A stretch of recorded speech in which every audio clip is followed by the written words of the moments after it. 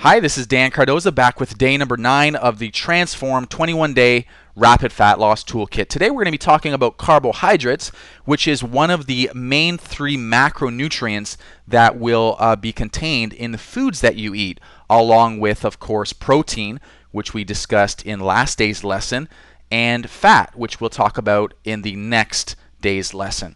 But today we're going to be talking about carbohydrates, and so like we've done in the last several lessons, we're going to start out with a fat loss golden rule as it pertains to carbohydrates. And the fat loss golden rule number 3 simply states that you want to consume nutrient-dense, high-fiber carbohydrates that maintain a low glycemic load with each and every meal.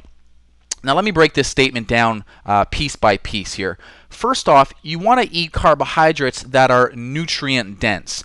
For example, if you were to consume some fruits and vegetables, those are very dense in their nutrient content.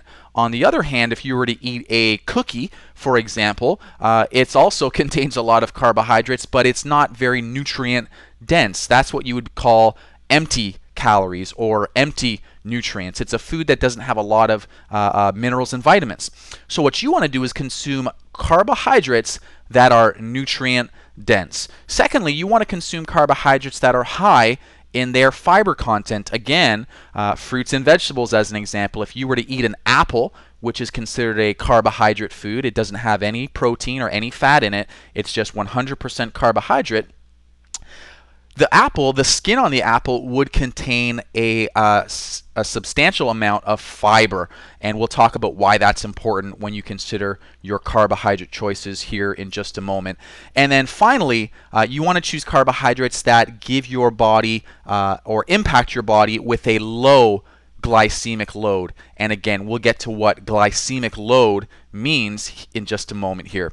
But first, what are some of the benefits of consuming carbohydrates? Of course, in recent years, and really over the last decade or so, carbohydrates have kind of gotten a bad name because of so many low-carb and no-carb books out there, diet books, that have come out claiming that carbs make you fat. The reality is that carbs do not make you fat, and you need carbohydrates. By the way, I'm going to use the word carb and carbohydrates interchangeably here. They mean the exact same thing. But carbs, you actually need them in your body. They are what provide your body with the most substantial amount of energy. They're also going to feed your brain. I don't know if you realize this, but your brain needs carbohydrates to function. And of course, carbohydrates will give you energy to perform the daily activities that you would go through in a given day, especially if you are an active person. And if you're listening to this audio right now, I would bet that you are indeed an active person. And if you're not, in a future lesson, I'm going to encourage you to become so. So carbohydrates provide you with energy. That's benefit number 1.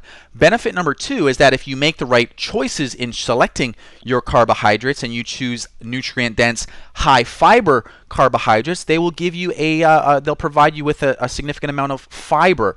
And if you remember our diagram from a few days ago, this diagram here where we talked about managing your body's blood sugar and the role that that's going to play in your overall fat loss results, guess what? Fiber, along with protein, fiber is going to help you maintain a lower blood sugar, and it will have a buffering effect on that blood sugar spike that can happen immediately following, in the hour or two following the consumption of a meal. So that's the other benefit of of carbohydrates. Number 1, it provides you with energy. Number 2, if you make the right choices in selecting your carbohydrates, it can provide you with a lot of fiber, which will buffer and tame the spike in blood sugar, which ultimately tames and buffers the spike in insulin, which ultimately will lead to you burning more fat, and you avoid that fat-storing hormone being released in your body. And the hormone, of course, that I'm speaking of is insulin.